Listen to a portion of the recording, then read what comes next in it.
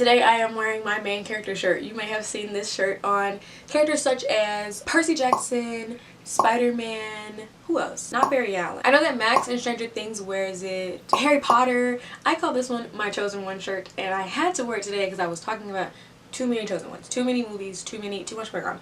Anyway, if you like this, then you'll like that. That's the concept for today's video. If you liked A, then you'll like B, or then you should read B, right? Love it. Let's recommend things. Let's y'all read things. Exactly. Okay, we're gonna start off strong. I don't know if this is gonna make sense to you. It's gonna make sense to you. I'm saying it's gonna make sense to you. Now, did you watch Miraculous Ladybug? No, maybe. I did. Miraculous Ladybug has the concept called the love square, right? And they have like alternate personas, right? And the idea that each persona can be in love with a different person, right? I'm gonna find a good diagram to show you this. The idea that Marinette can be in love with Adrien, Adrien can be in love with Ladybug, Ladybug can also be in love with Adrien, but Cat Noir can be in love with Ladybug, and Marinette can also have weird feelings for Cat Noir, but neither of them know that Cat Noir and Ladybug are actually Adrien and Marinette, right? It's the idea that you can fall for somebody and you can have those same feelings for them as an alternate version of yourself, but they don't know it's you, right? Same thing can be seen in American Dragon Jake Long, right? Jake is in love with Rose, right? And Rose kind of likes Jake too, but Jake is the American Dragon, hates Huntsgirl, but also kind of flirts with her, but Huntsgirl hates the dragon, hates the American Dragon, absolutely can't stand him. But Rose has feelings for Jake, even though Rose is Huntsgirl and Jake is the American Dragon. Do you see what I'm saying? Y'all all know what I'm talking about. If you like that, the back and forth, the will they, won't they, but it becomes different alternative versions of themselves, and now they've fallen in love with each other differently, but over and over again, the same. It's Epic the Musical, but over and over again. You should read Renegades. Renegades eats down. Renegades has a similar plot like that, right? Renegades follows Nova, who's our main character, but she's also technically the villain of the story, right? She has reason. She has good reason to absolutely not be able to stand the Renegade. She can't stand them, and I'm right there with you, sister. I understand. I'm right there with you, sister. I literally remember, I'm not gonna cry. I literally remember reading this book, and I was sitting in the car with my sister and my dad at that time, and I was reading like the beginning. It's like a prologue in the beginning of the book, and I'm reading, and I'm like, oh, and I'm like going through it, I'm like, oh my god, and I'm going through it, and my dad whispers, she really likes that book. That's how good Renegades was. I absolutely love the series. I might go back and reread it. It's 3 books: Renegade, Arch Enemies, and Supernova. I can't remember if the payoff in the end was as good as the first book, but the first book is great. Like, it's definitely a good setup for the series. The series does not fall flat. It's a good series. I'm just saying, I don't know if anything pays off the way a first book does. It's a very, very good series, and I recommend it wholeheartedly. Also, if you watch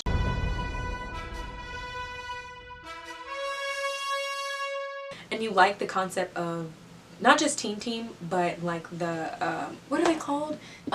Not the immortal person. Whatever they're called, the Guardians. They're called the Guardians. They're called Guardians. Or I think Guardians of the Universe, or not the Galaxy. I don't know what they're called, but you know how they have the auditions to join the Guardians. I think they're called the Guardians. Anyway, they have the audition to join them. That concept. Imagine that concept as a book. You get to audition for the superhero teams where powers are like candy. Almost everybody has them. Like, they might be little, small, boring, but they also might be huge and insane. Everybody has some sort of power, and you get to audition for the Avengers, basically, right? It's a great audition, but it'll never happen again. And they audition kids. They don't care. Kids can come, whoever can come. But that concept is like baked into Renegades, and also the love square, which is the selling point. I'm trying to recommend a book, but I told you it's for the if you like this, then you'll like this thing, but I need it to be the older version of the couple and the younger version of the couple exist in the same like story. Does that make sense? Because the book is about, it's like a time jump forward and backwards, and they're telling the story and like leading us up to how they got to who they are in each version of them. Does that make sense? I don't believe I've seen anything like that. My sister is no help. Okay, well, I ain't got nothing for that one, but I think an interesting concept. I think that's an interesting concept, and you like concepts like that where it's kind of like you're watching 2 parallel stories, and like they're the same people, but like they're time has done something so weird to them that they're basically two different versions. Like, they're completely different. You can't even believe they're the same people because they're just so different. Then You Should Read Funny You Should Ask.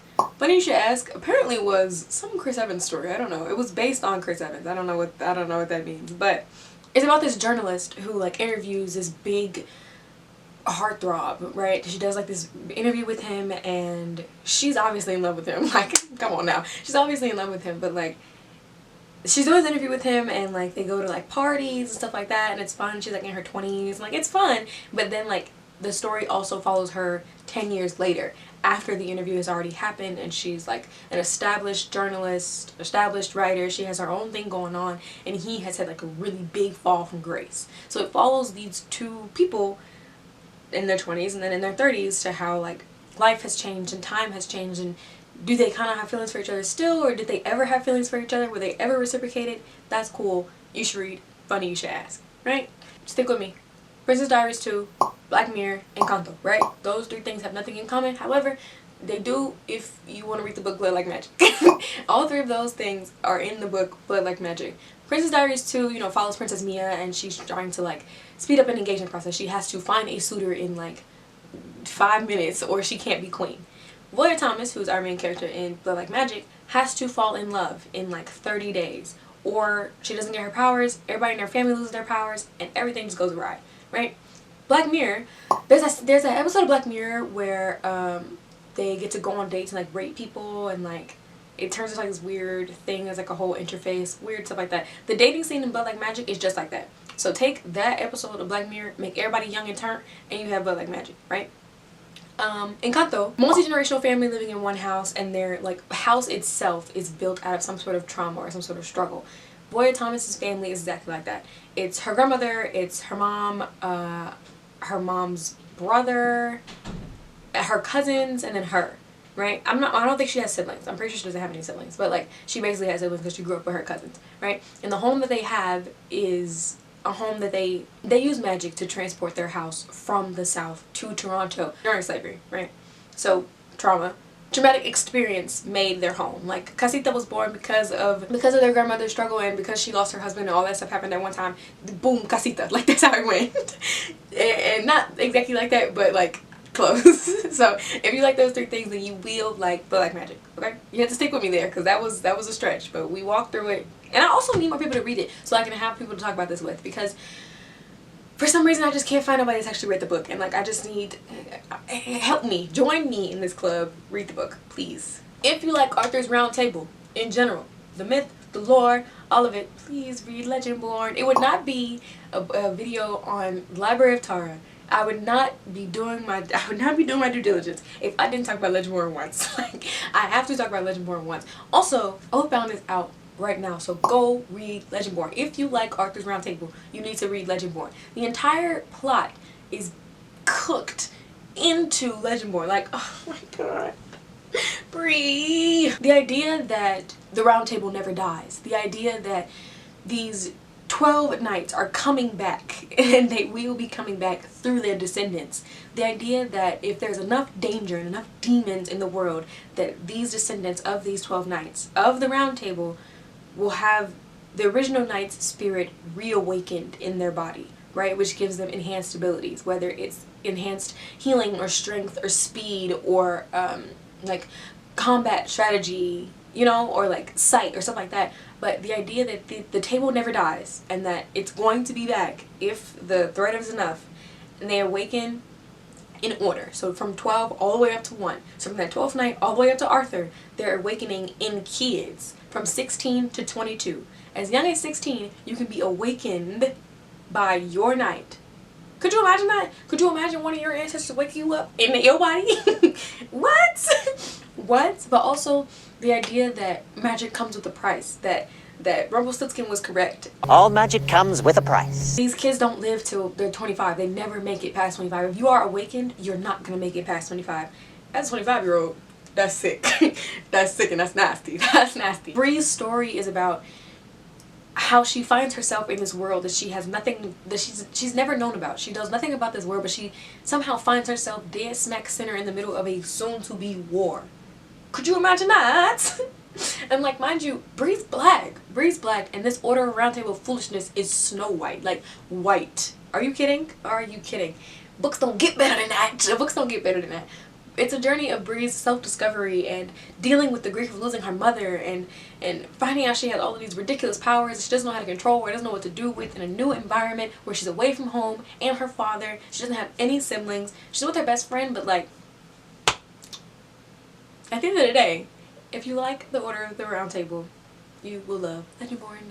Okay, and this is the last one we get into today. This is the last one we're getting into today. This is the last one we're getting into today. This is my only 5-star read from last year. Some of y'all know where I'm going, some of y'all don't, and that's okay. If you like Scream, mind you, my first time watching Scream was last year, or 2 years ago. I don't know, time isn't real. It was like 2 years ago. And I watched the first one. The first one is good, the sixth one is good. Not watching anything between there. Not gonna watch anything else. 4 is cool. Not watching anything else. 1, 6, potentially 4, maybe. But if you like Scream, concept of, you know, boss, killer, slasher, whatever, slasher movie, that's your thing. And if you also like Pretty Little Liars Original Sin, the second season, Summer School, Pretty Little Liars reboot, right? Where they're at Camp Millwood, or they're at somewhere, I don't know, they're somewhere. Where like, it's summer, the idea that it's summer and somebody's after you. Oh, trust, you are going to love You're Not Supposed to Die Tonight. Follows our main character, Charity. She is insane. She is amazing. She is incredible. I've talked about this book so many times. Follows Charity and her like summer of foolishness, not even foolishness, dangerous foolishness at the camp that she's worked at for a few years now. It's slashers, it's summer, it's friendships, it's betrayal, it's how far are you willing to go for what you want. It's the game is rigged, so how do we fix it, or how do we get on top of this rigged game? What are you willing to do to unrig this game, or did you just want to stick with everybody that's rigged? Like, it's a really good book, and it's also a really short read, so I think that it's perfect for like a light summer read. I know it's only March, but like a light summer read, or just something you're trying to like, it'll get you out of a reading slump. I will say that. It's short enough to get you out of a reading slump, and the pace moves fast enough to get you ready for the next book. Right. I think that's all I got. I think that's all I got. The Chosen One's obviously going to always be a trope near and dear to my heart. This was great. I appreciate y'all so much. More than you know. If you read anything that I have recommended, please let me know. I will be the first to give you the applause, to give you the high five. I need to know if you did it. Thank you so much for watching this video. Share it, like it, subscribe, blah, blah, blah, blah, whatever you want to do. It's up to you. But I will see you soon. I love you so much. Thank you. And good night.